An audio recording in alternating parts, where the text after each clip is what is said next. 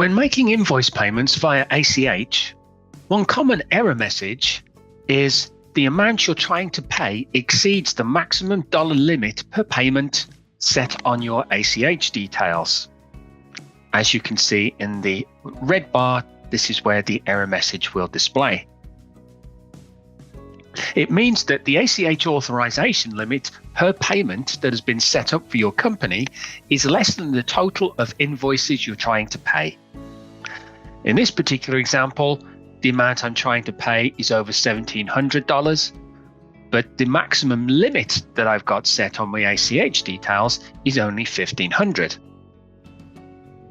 Resolving the issue is simple.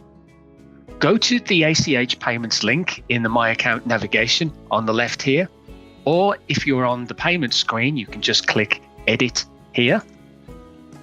Edit the ACH details by changing the maximum dollar limit per payment at the bottom to a figure that is higher than the sum total of invoices you're looking to pay.